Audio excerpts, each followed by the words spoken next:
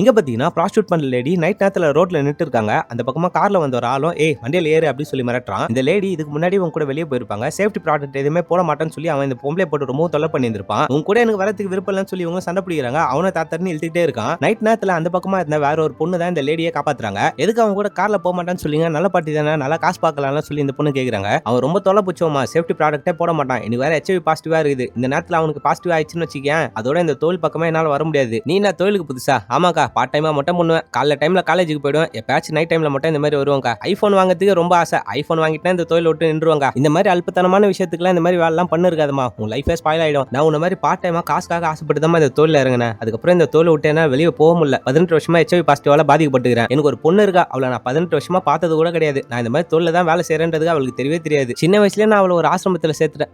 மாசம் என்னால முடிஞ்சா மட்டும் அந்த ஆசிரமத்துக்கு அனுப்பிச்சு வைப்பேன். அங்க இருக்கிற வார்டனுக்கு அடிக்கடி போன் பண்ணி கேட்டு விசாரிச்சுப்பாமா. இந்த லேடி சொன்னதை கேட்டதுக்கு அப்புறம் இந்த பொண்ணோட மனசு கொஞ்சம் மாற ஆரம்பிக்குது. பணத்துக்காக என்ன வேணா பண்ணாலும் இந்த பொண்ணு ஒரு நல்ல வாழ்க்கைக்கு போகணும்னு சொல்லி நினைக்கிறாங்க. அவங்களுக்கு ஒரு நன்றியை சொல்லிட்டு நான் அப்புறமேட்டு உங்களை பாக்குறேன்னு சொல்லிட்டு அங்க இருந்து போவாங்க. நான் உன்னை இதுக்கப்புறமேட்டு இந்த இடத்துல பார்க்கவே கூடாதுமா, நான் உன்னை அடுத்த முறை பார்க்கும்போது ஒரு பெரிய அதிகாரியா மட்டும் தான் பார்க்கணும்னு சொல்லிட்டு அங்க இருந்து போறாங்க. இவங்க பொண்ணு படிக்கிற காலேஜ் வார்டனுக்கு போன் பண்ணி என் பொண்ணு எப்படி இருக்கா, நான் கொடுத்த சைன்லாம் கொடுத்தீங்களா சொல்லி இவங்களை விசாரிக்கிறாங்க. உங்க பொண்ணு கூட படிக்கிற பொண்ணு கூட கம்பைன் ஸ்டடி பண்றதுக்காக அவங்க வீட்டுக்கு போயிருக்கா. உங்க பொண்ணு ரொம்ப நல்ல பொண்ணா இருக்கா, ரொம்ப நல்லாவும் படிக்கிறா அப்படின்னு சொல்றாங்க. இப்பதான் நம்மளுக்கு ஒரு விஷயத்தை ரிவீல் பண்றாங்க. இவ்வளவு நேரம் இவங்க பேசிட்டு இருந்ததே இவங்க பொண்ணோட தான். அந்த விஷயமே உங்களுக்கு தெரியாது. இவங்க தான் அம்மான்ற விஷயம் இந்த பொண்ணுக்கும் தெரியாது. இவங்க சொன்ன அட்வைஸை கேட்டு அந்த பொண்ணு திருந்துறாங்க. அப்படியே இந்த படத்தை முடிக்கிறாங்க.